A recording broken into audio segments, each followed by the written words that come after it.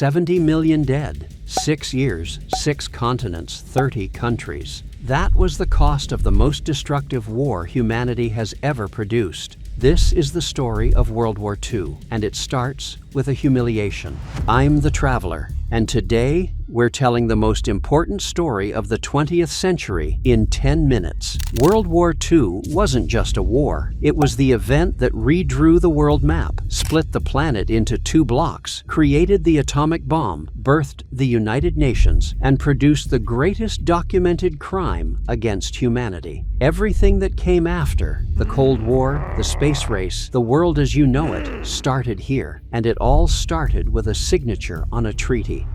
In 1919, Germany lost World War I. The Treaty of Versailles was the punishment. Germany took full blame for the war, lost territory, had its army reduced to 100,000 men, and was forced to pay reparations of 132 billion gold marks, an unpayable debt. The result was predictable. The economy collapsed. Hyperinflation turned currency into worthless paper. People needed wheelbarrows of money to buy bread. Unemployment exploded. National humiliation was absolute. And in that chaos, Adolf Hitler emerged. Hitler didn't invent German resentment.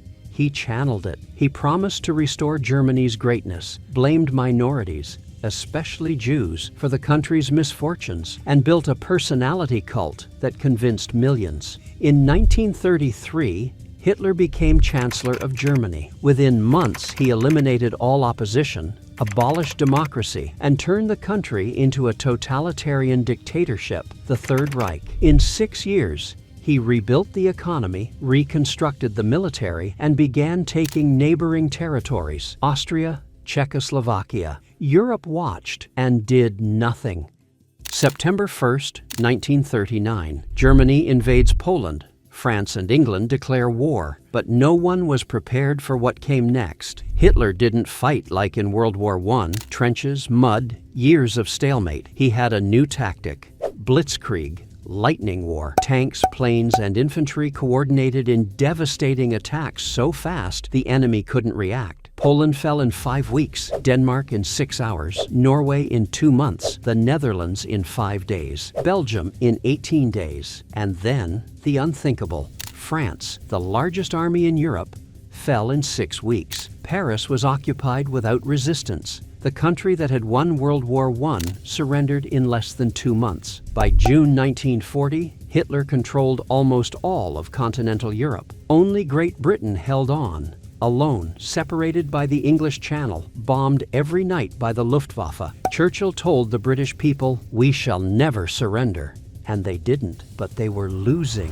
In 1941, Hitler made the mistake that would define the war. He invaded the Soviet Union. Operation Barbarossa, the largest military attack in history. 3.8 million soldiers advancing across a 2,900-kilometer front. At first, it worked. The Germans advanced hundreds of kilometers in weeks, but the USSR was too big, and the Russian winter was merciless. German tanks froze, soldiers had no winter clothing, logistics collapsed, and the Soviets, contrary to what Hitler expected, didn't surrender. They retreated, burned everything behind them, and prepared to counterattack. Meanwhile, on the other side of the world, Japan, Germany's ally, attacked the American naval base at Pearl Harbor on December 7, 1941. 2,403 Americans killed in 2 hours. The next day, the United States declared war. Now it was a truly global war. Axis, Germany, Italy, Japan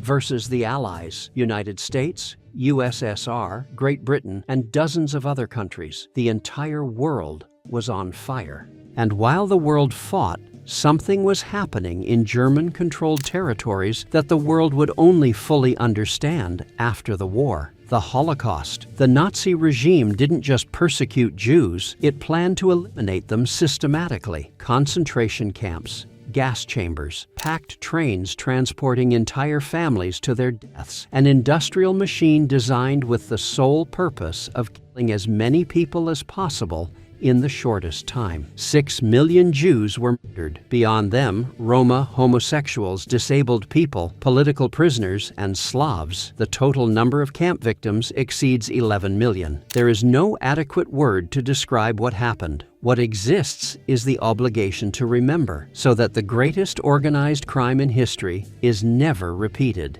1942 and 1943 were the years the war turned. Stalingrad, August 1942 to February 1943, the bloodiest battle in history. The Germans tried to take the city and got trapped in an urban hell of house-to-house, street-by-street combat. Winter came. The Soviets surrounded the German army. Of the 300,000 soldiers who entered Stalingrad, only 91,000 survived to surrender. Most died in captivity. Stalingrad broke the German army's spine. From here on, Germany only retreated. In the Pacific, the Battle of Midway in June 1942 destroyed 4 Japanese aircraft carriers in a single day, half their fleet. Japan never recovered. In North Africa, the Battle of El Alamein in October 1942 drove Axis forces out and opened the path to the invasion of Italy. On 3 different fronts simultaneously, the Axis began to lose.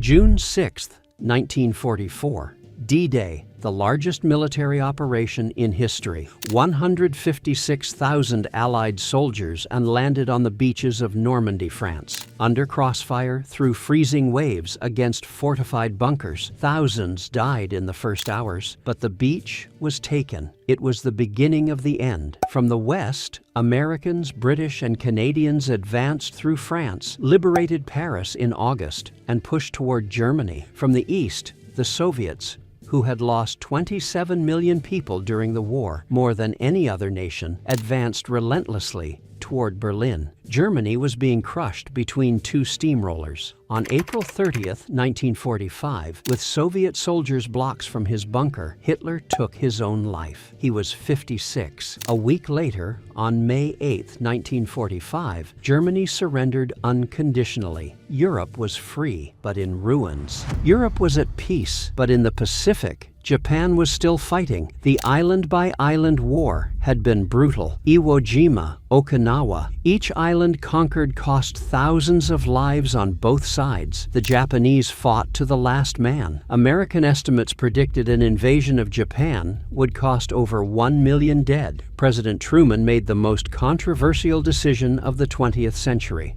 August 6th, 1945. An atomic bomb named Little Boy was dropped on Hiroshima. The explosion killed 80,000 people instantly. Tens of thousands more would die from radiation. 3 days later, a second bomb hit Nagasaki. Another 40,000 dead instantly. On August 15, 1945, Japan surrendered. World War II was over.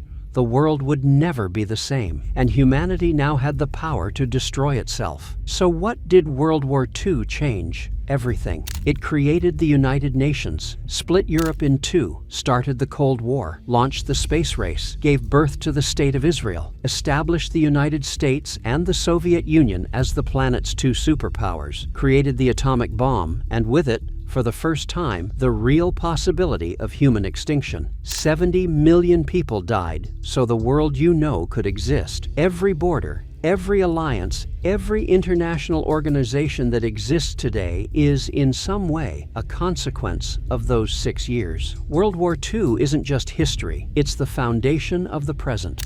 I'm the Traveler, and this is just one more story that time almost erased, but not completely.